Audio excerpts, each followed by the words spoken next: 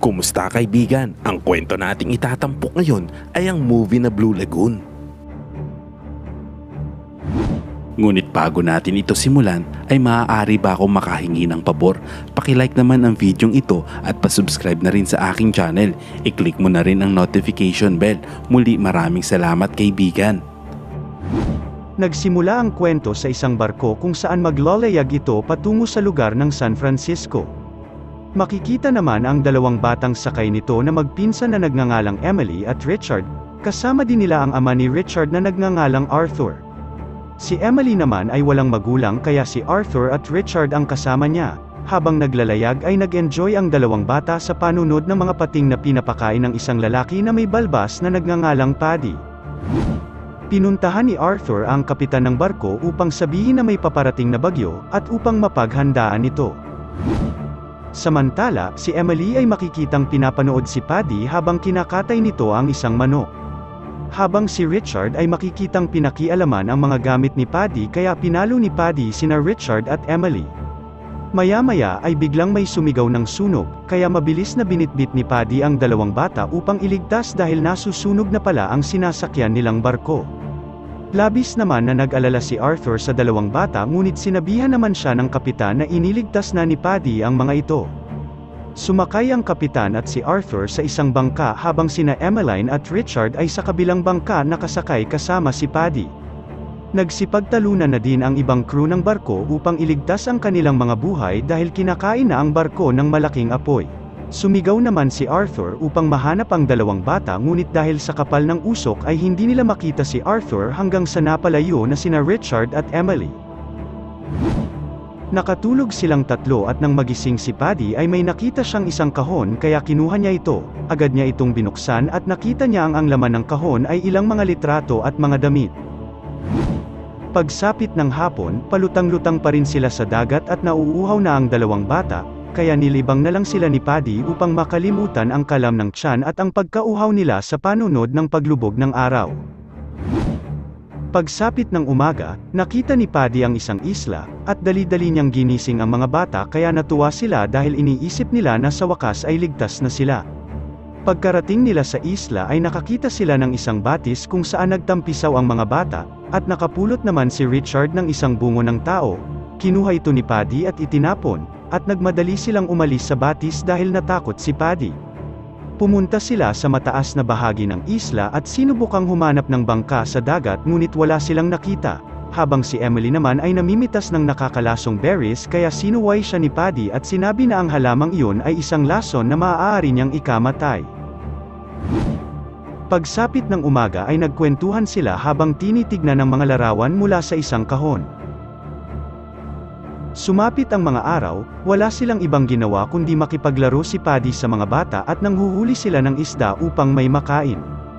Tinuruan naman ni Paddy si Richard na gumawa ng kubo nila, natutunan na nilang mamuhay sa isla at isang araw ay pumunta si Paddy sa kabilang bahagi ng isla upang manguha ng saging at nakakita siya ng isang malaking bato na may mga bahid ng dugo, kaya dali-daling umuwi si Paddy.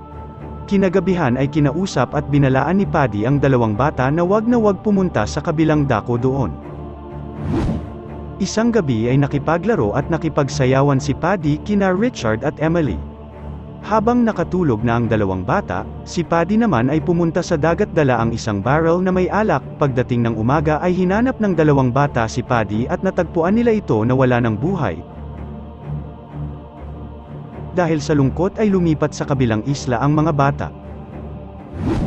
Lumipas ang mga panahon at makikitang magandang dalaga na si Emily at binata na si Richard. At makikita din itong sumisisid sa dagat upang manguha ng perlas na ireregalo niya kay Emily at natuwa naman ang dalaga.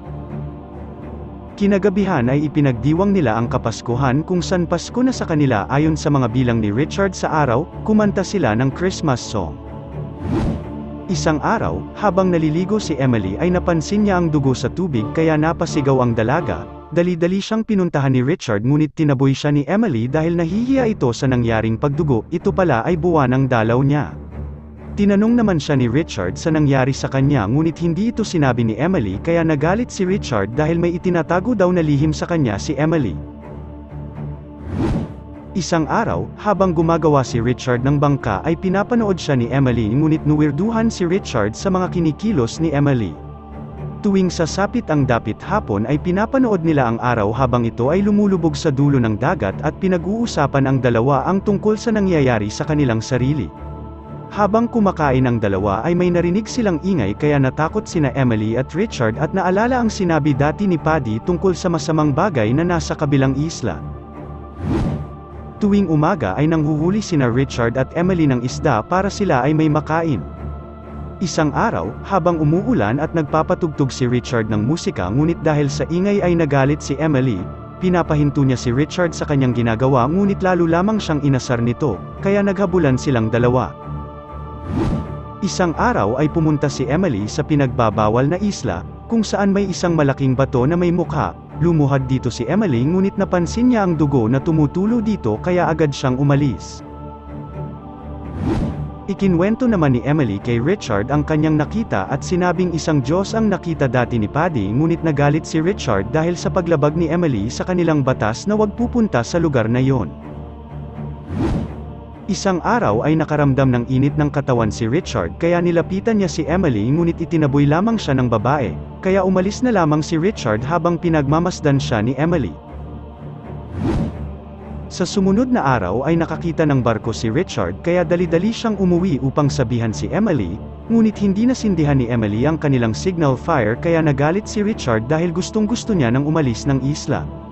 Sa galit ni Richard ay umalis siya sakay ng ginawa niyang bangka ngunit lumubog lamang ito at tinawanan lamang siya ni Emily at sinabi niya din kay Richard na sumuko na sa paggawa ng bangka. Ngunit nagalit si Richard at nag-away ang dalawa, upang makaganti ay inasar ni Richard si Emily kaya binato siya nito ng niyog sa ulo kung saan nawalan ito ng malay, pagkatapos noon ay pinalayas ni Richard si Emily sa kanilang kubo at itinapon palabas ang kanyang mga gamit. Tumira naman si Emily sa gilid ng bato malapit sa dalampasigan ngunit nasira ang kubo niya dahil sa lakas ng hangin at ulan, pinagmamasdan naman siya ni Richard mula sa kubo ngunit hinayaan lamang niya ito. Isang araw ay pumunta si Emily sa batong may mukha at nag-alay ng bulaklak at paglusong niya sa dagat, sa di inaasahang pagkakataon ay nakatapak siya ng stonefish. Nagtaka naman si Richard dahil nakita niyang nakahiga lamang si Emily kaya nilapitan niya ito at doon ay napagtanto niya na nilalagnat pala ang dalaga. Sinabi naman ni Emily na dalhin siya ni Richard sa batong may mukha, kaya dali-daling dinala ni Richard si Emily doon at sa labis na pag-aalala ay nagdasal si Richard. Kalaunan ay nagising na si Emily kaya natuwa si Richard, dinalhan niya naman ito ng pagkain at umuwi na sila. Isang araw, pagkatapos nilang maligo sa dagat ay nakaramdam ang dalawa ng kakaibang bagay sa kanilang katawan kung saan nagkaroon ng kakaibang init ang bawat isa, at natuklasan nila ang isang bagay na nagbigay sa kanilang dalawa ng labis na kasiyahan, sa madaling salita ay nagtsurvahan na ang dalawa.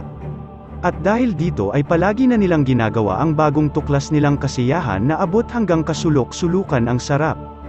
Nagkasal-kasalan din sina Richard at Emily at nalaman nila ito dahil sa mga litrato na kanilang nakikita mula sa kahon.